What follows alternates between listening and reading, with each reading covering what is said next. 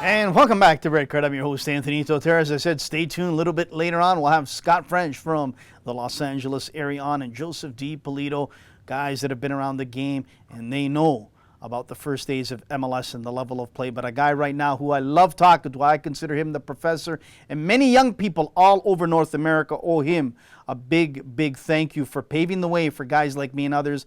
Michael Lewis. Michael, welcome, my friend. Hi, Anthony. How are you tonight? I'm very good, and I really appreciate you making time, as always, Michael. The first guy I thought of when I wanted to talk about this topic, no word of a lie, was you, because I'm almost sure that first game in MLS history in 1996, I believe it was, you know what the level of play was all season long. I want your thoughts, because with the new Canadian Premier League kicking off in a year or less, I want to start talking about what type of level of play we're going to have in that league. So give us your thoughts. What was the level of play back in the early 90s with MLS kicking off? Well, it was like all over the place. That's the best way to put it. Let's put things into context. You had 10 teams built from scratch, essentially 10 expansion teams in the same year. Yes, there were tons of talent that you could use internationally. U.S. national team players, maybe players that were on the cusp of turning professional players, and I guess you could, for lack of better words, fill-ins. And I'm going to use an analogy from another sport called baseball. You had world-class players, major league players, triple-A players, double and single-A players. So it was a conglomeration of talent all over the place. I'm going to give you from my perspective, because there wasn't much national TV that first year, but I saw plenty of, some people might say too much of, the New York, New Jersey Metro Stars. But their defense early on, you could drive a truck through some of the holes on the back line and even in the midfield. That's how bad things were. Yes, there's an acclimation period, and things did get better, particularly after Eddie Firmani either resigned / or fired, or mutual agreement to leave the team, and they brought in Carlos Queiroz, who turned the team around in terms of playing a much tighter defense. What I'm getting at is, as the season went on, the play improved. Was it the level of today? No, but it did get better. But like I said, it was just all over the place, that you just didn't know what you were going to get from game to game. So Michael, let's talk about that level of play. Obviously, there was a mix of different players on that team, Americans, Central Americans, Europeans, and obviously for the first time, they're all melting together on this new club in this new league, and a lot of them play a certain style. Did you see, issues throughout the season where, the Central American likes to play one way, the European, the South American, and the American at that time, let's be honest, even the Canadian, was still learning a lot about the different styles and the game? It was, like I said, because it was, think of it this way: the team did not have a philosophy. None of the teams had a philosophy early on. So I'm trying to forget the early on play. That's how bad it was across the league. They just never really, it didn't always mesh. I'll give you an example. DC United was just god-awful in the first quarter to first third of the season. The story has it that Marco Echeverri was going to go to Bolivia for a World Cup qualifier, and I believe he said, hey, I'm not coming back. That's how bad the team was playing at the time. And we all know what happened. DC United caught fire, did well in the playoffs, and won MLS Cup. Yes, there was I think, plenty of growing pains and a hell of a learning curve for so many people. A number of teams did jettison players, foreign players that they brought in early on who thought they could play, and they didn't realize they couldn't play either on artificial turf, couldn't play the system that the teams had, and you don't know what system you have until you put the team out there. So it's almost like the chicken and the egg, what comes first. It took a while before teams, let's say, just got their act together to be very competitive. So it was. I hopefully have forgotten more than I remember about that year. I mean, it was. Don't get me wrong; it was fun. It was great having professional soccer back, in the United States. But we understood, at least I understood, that hey, these were the first steps, and I wasn't going to base the future of pro soccer in North America on just one season. I was keeping my fingers crossed, and maybe my toes crossed as well, too, that it was going to improve. And it did, slowly but surely. Did you think, Michael, it improved with the better of the coaches that came over and the quality of the coaches? You mentioned Carlos Queiroz, you mentioned Eddie Firmani, others that came that tried and failed, but some were successful. And I think that's what's key for the Canadian Premier League, is that they get quality coaches to help the youngsters right away in a new league. Your thoughts? Oh, yeah, definitely. I mean, Eddie Firmani, even though he had great success with the Tampa Bay Rowdies and the New York Cosmos in the old original incarnation of the North American Soccer League, you might want to say he might have lost his fastball a bit as a coach when he came to the Metro Stars. More modern, a different situation, and Carlos Queiroz definitely turned things around. Unfortunately, even though the team, the Metro Stars at the time, offered Queiroz a pretty decent competitive salary, that now I'm really drilling into my memory. I believe it was $500,000 a year. He got an offer from Grampus 8 in the J League in Japan, a multi-million-dollar contract over 2 or 3 years, and he knew that was going to help pay for his children's education. So sometimes, if you're a hot coach, you could take the best offer. And I think it's a pity the team did not have Queiroz past the 1996 season, because I really think they would have, the Metro Stars would have turned into a team to be much more respected. But yes, I think it was important to bring in coaches, good quality coaches, who had the patience to put up with, again, that learning curve. Bruce Arena put together a team in DC United, and players that he knew from who he coached before, or particularly at the University of Virginia, and he built, the first dynasty or mini dynasty in the league until the U.S. national team beckoned for him. So, I mean, I think you had to know what to do on putting together a team. That's not an easy thing to do when you're building a team from scratch, because very few people, there's no handbook about it. And let's talk about that, Michael. You were there since day one. Let's talk about building that team to get to a level that's respectable. Let's talk about the guy with the $1 million hairdo and the guy that really brought a lot of attention to MLS early on in those years, Carlos Valderrama. Now, that guy was the real deal. When he came, thankfully he came, and he was still at an age, and he had a lot of, understanding about North America, and, that it was a new league, and he embraced it. I think with the new Canadian Premier League, each and every club has to bring not a star of that quality early on, because it'll cost you a fortune, but someone of that ilk to help the youngsters to bring some attention and embrace the league. Your thoughts? I agree with you. At least one player, if possible. I mean, I don't know. I'll be honest with you. I don't know what the proposed player budgets are, or whether or not they're going to have designated players, that sort of thing. But I think hopefully attract crowds, and also to have a superior play or better quality of play, you're going to have to bring in some good solid players. Yes, Carlos Valderrama, a player of his quality, does not fall from trees every day. I mean, he was something special, and he still had it. I think he was about 34, 35 at the time. And granted, he knew that he didn't have to run as much, but his passes, he had the right striker in Tampa Bay and Roy Lassiter, and Lassiter converted many of his feeds into goals. By the way, the flip side about Valderrama was that he didn't like to play defense too much, so you needed someone in the midfield to really do double duty there.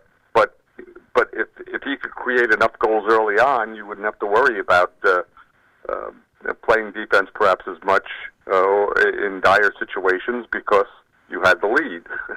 But I agree. You need quality players. It does not have to be a superstar, but has to be a really good player. And let's face it, you got the entire world out there. It's an incredible marketplace. It's finding the right player, not necessarily your community might be, having a lot of, I don't know, Colombians. That doesn't mean you necessarily bring in Colombians. That doesn't always work out that you're going to bring them to the park, but to the soccer ground. But if you can get someone who knows the game, can fit in, and his new teammates can learn from him, and he could raise the level of play, you're one step in the right direction. Michael, let's talk a little bit about the attendance.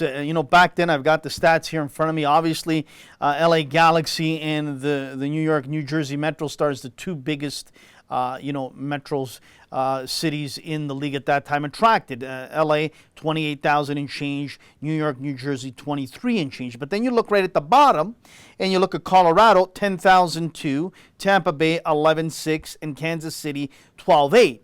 That, to me, back then would have been a little bit alarming. But they got through it. And right now, I can safely say that Kansas City is an unbelievable franchise in MLS, as well as LA Galaxy. But Kansas City has really rarely taken a dip in all the years they've been in MLS. How important is it to keep that steady, flow of attendance at the right level, whether it's 15, 16, 18, instead of taking that dip? Well, it is obviously important to be, I think, consistent across the board as much as possible. It's interesting. The first 5 or 6 games that season for every club, they did very, very, very well in attendance. I remember they were getting, I think, the first night at Giant Stadium for their first home game, they had 46,000. I think the next game they had 30,000. But unfortunately, it dipped off, it dropped off, and I think part of the reason was that the idea of the new team wasn't as fun. The people saw the quality of play, which I think is important to keep the fans coming back, but they saw the quality of play, and they were not as impressed as the team thought they would be, and it leveled off during the year. They did get a number of attendances in the teens, again, from the Metro Stars case, and it followed suit with many of the other 9 teams in the league. But you want to build up excitement. I can't predict what cities in the new Canadian League are going to do well. You just don't know. It seems nowadays when a team in MLS, or excuse me, a city in MLS gets an expansion team, they go crazy for it. They fill the stadiums.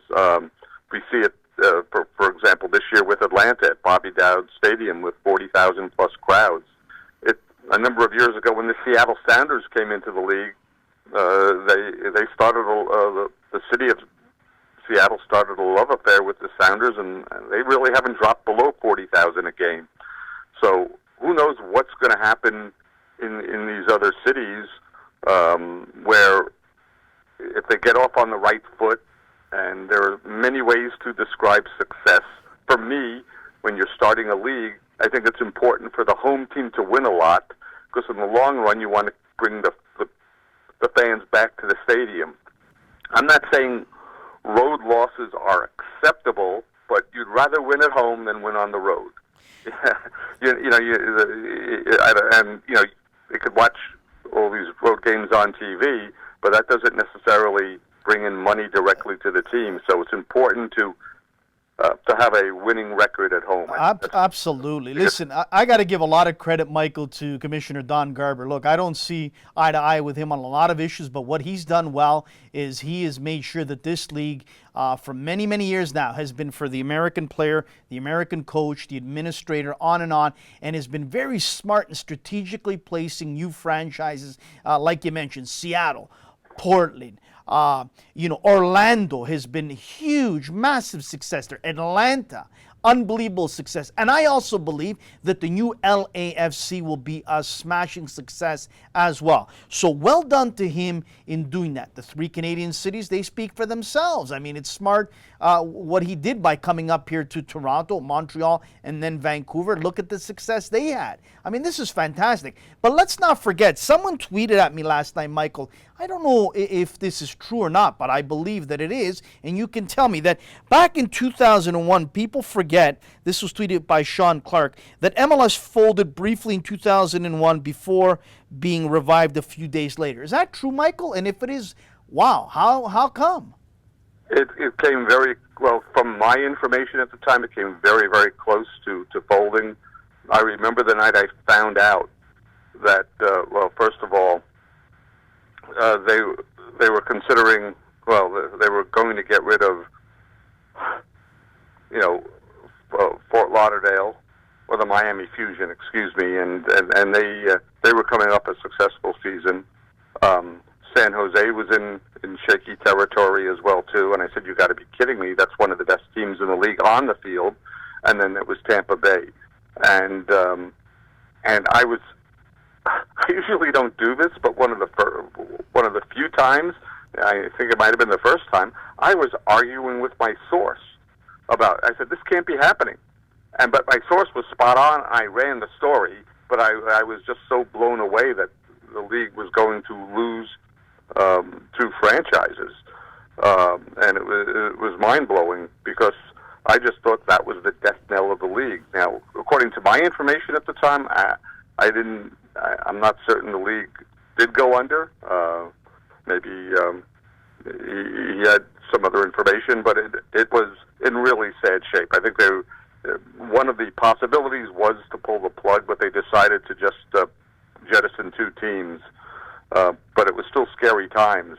And I remember that January they had a player allocation draft in New York City, and I attended it, and there was just a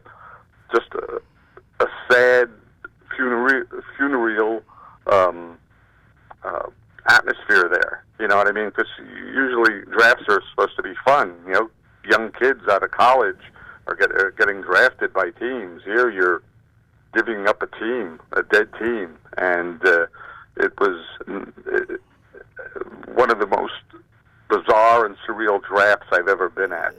And look what's happened since then. Absolutely. Incredible. Absolutely. And if my memory serves me right, I think Logan, I forget his first name, the commissioner back then, he was gone, and Don Garber came on board. And I got to tell you, just like Gary Bettman in the NHL, Don Garber, Gary Bettman, these are the 2 best commissioners in my mind that are running their leagues respectively. And I believe a commissioner for the new Canadian Premier League has to be someone along those lines that has the smarts, has the understanding of the business world, has the understanding of the footy world, on and on. Because what Don Garber has done, what Gary Bettman has done, and it escapes my mind what the former NBA commissioner done, David Stern.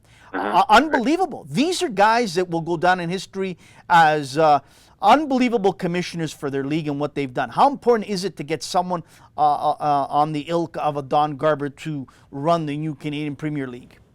I think it's vital because there are going to be ups and downs, and when I mean downs, lots of surprises that he's going to have to steer the league and steer the owners through, and maybe the owners will help him as well too. I think he's got to have a strong personality, but also humble enough to know when maybe it's time for someone else to help him out, or take suggestions. Because, like I said, there's just so many surprises out there. I couldn't even begin to think what could happen that first year. But there might be a team that's not winning or not getting anyone into their park, and they're going to have to try to figure out something. I mean, in MLS, the Miami Fusion had a bunch of front office workers the first year, and they were the joke of the league, and they literally had to get rid of them because the franchise was probably halfway out the door in that first year. They just could not do very many things right, and they went through a coach as well too, or maybe a couple coaches, and I wouldn't be surprised if the league interceded, because at that time it was life and death for MLS in that first year, let alone what happened in 2001, which was also life and death. But yeah, you need someone who's a strong personality, not necessarily a big ego, but someone who could unite the varying owners, because everyone has their own ideas, their own philosophies, but you want to get, the league or the teams on that same page. And that's not always easy to do, because you name the league and you're always going to have owners who want to go their own way. And especially in a new league when nothing has been established, there has been no history. Well, maybe the new commissioner could look back at MLS and maybe take some of the good points there and tell the owners, hey, it worked across the border, maybe it could work here. I'm not saying it will work.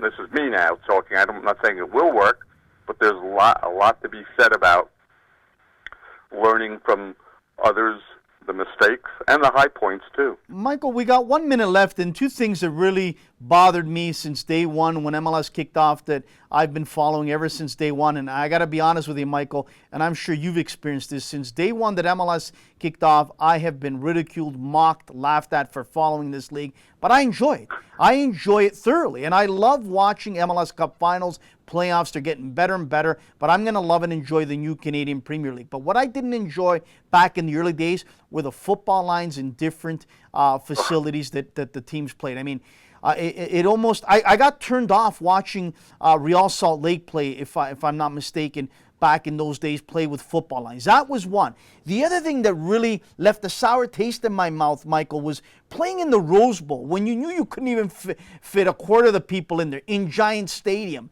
Where else am I missing? Spartan Stadium. On and on. These big, massive stadiums, you knew that you weren't going to get more than 20,000. It looked real funny at times. Well, I agree with you on the football lines. I've written so much about that during the years, and thank heavens that I think we've just about gotten rid of everything in MLS, although once in a while you might see them on a field here or there, or the fading numbers out there. It's all about having your own stadium, soccer-specific stadium.